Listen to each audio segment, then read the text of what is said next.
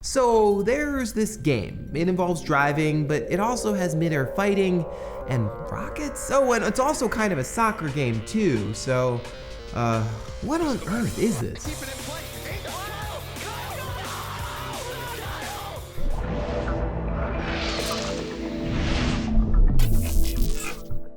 Rocket League, but that's just the simple answer. The key to understanding Rocket League and all of its attendant madness is to really not worry too much about where all its seemingly incoherent parts come from. Instead, it's a demonstration itself about how combining genres can be a fundamentally transformative act. One way to understand this phenomenon is by looking at how Rocket League diverges from the genre influences it contains. Rocket League is in part a driving game. After all, you are driving a car, and the dirty secret of most car games is that we're really bad at them. Game researchers have found that players rarely drive on the optimal line, finding instead that they're more prone to veer wildly off course. Now, the normal solution to this problem is to cheat. Sort of. Like, how can we exploit that? Is there even like a legitimate way to exploit it? The developer Luke McMillan notes that car games use track design and vehicle dynamics to foster good outcomes over bad ones. This creates what he calls empowering experiences. In a racing game, be it Initial D or Gran Turismo, we can all be professional drivers even if we lack the actual chops to be one.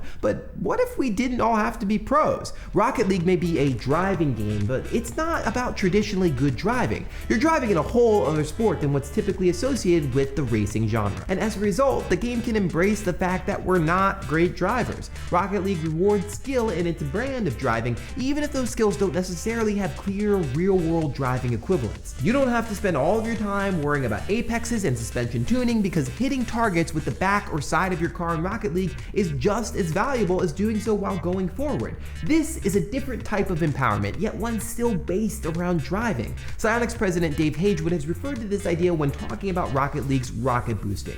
He told Gamasutra, "We call this game design strategy following the fun." It's well put, and this idea also applies to Rocket League's sports facet. Like driving, very few of us are actually talented athletes. We may want to be, but we're not. We watch sports on TV, but that doesn't necessarily mean we're great athletes as well. And this is a challenge for most sports games. Should they replicate the TV point of view we know and understand, or try to make players work from the perspective of real athletes? Sports games have always grappled with this balance, and if you look at the history of sports games, you can see that they're littered with failed attempts at putting us more in pro players' shoes. For example, the Vision Cone in Madden 06, or FIFA's Freestyle Mode. The developers of Pro Evolution Soccer 2008 have even said that their game resembles more a soccer game as it's watched on TV than one actually played. But the beauty of Rocket League is that it isn't worried about replicating what you've seen on TV, nor does it actually have to, because you've never seen Rocket Car Soccer on TV before.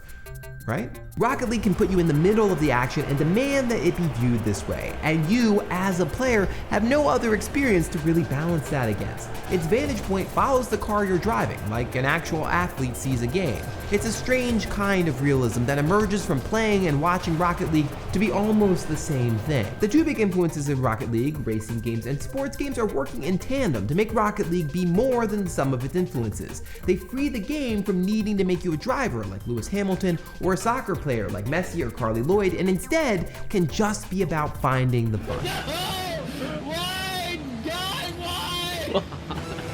This mixing of influences also represents a larger artistic movement called bricolage, which is the idea of making art out of various parts that you have on hand.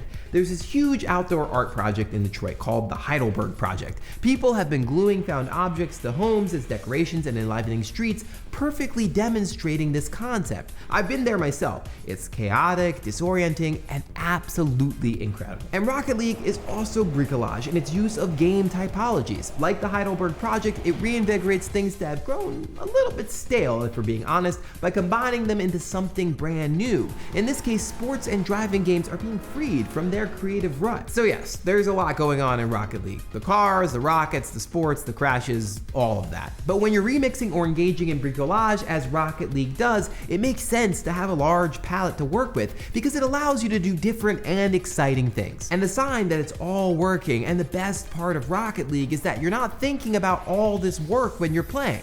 you're just finding the fun. So what do you think? Have I adequately explained what Rocket League is at a deep and existential level? Are there other games that use the bricolage technique that I talked about in the episode? Hash it out in the comments, and if you like what you saw, please subscribe. And if you get a chance, please check out our survey. I'm very interested in what you all think about the future of game show. I'll see you all next week. Hey everybody, so we've been working our way through the feedback that a lot of you left on the survey, and one of the things that came up was comments. Specifically, what role should comments play in the show? So while a lot of you really enjoy the fact that I answer comments in the the text below an individual video, the separate broken out comments response videos aren't quite so popular. So here's what we've decided to do. Rather than trying to have a separate standalone video, we're just going to answer 1 or 2 comments each week at the end of the episode, responding to what was the general tenor or what was one of the biggest questions from the previous week's episode. So hopefully that will sort of be able to meet both sides of the equation so you feel like you're being heard and also sort of respecting your time as well. Anyway, thanks so much for all the feedback. Camo says that the real confusion with watching a game like League of Legends is determining what you actually see on screen. So this is super tricky. One thing that makes the game so hard to grasp, particularly for newcomers, is this concept of vision. I talked about map awareness in the episode. This is sort of a related concept. There's actually a discrepancy between what players can see and what the audience can see. In League of Legends, it operates under this veil of a game mechanic called Fog of War, otherwise known as situational awareness. You've seen it in lots and lots of games. Stealth games use it all the time. Poker, for example, uses a variant of Fog of War. But what it means is that you can't see what the other team or person is doing except under certain conditions. So they're always doing stuff. So players in League of Legends or other MOBAs are always trying to do stuff to try to make the other team visible, like casting wards. It'd be very similar to, say, like the bluffing mechanic in a game of poker where you're trying to sort of discern what somebody else is doing and you're doing something special to try to flush them out. But when an audience member is watching a match in League of Legends, they're in spectator mode. So they can see where all the players are at once. So you wouldn't necessarily have any idea of why a particular player might be casting spells. So this is a layer of strategy that you can totally miss out on if you haven't played the game for yourself. And yes, obviously casters can toggle that mode off and on, but then you're kind of at the mercy of what the caster is going to show you. And that's not always the best thing for newcomers who maybe want sort of a simple information to allow them to glean very quickly what's happening on screen. It's a tension that I think will be resolved in time. Poker obviously figured this out with the introduction of the whole cam, which allowed you to see the down cards, and maybe some similar innovation will happen in the world of esports as well.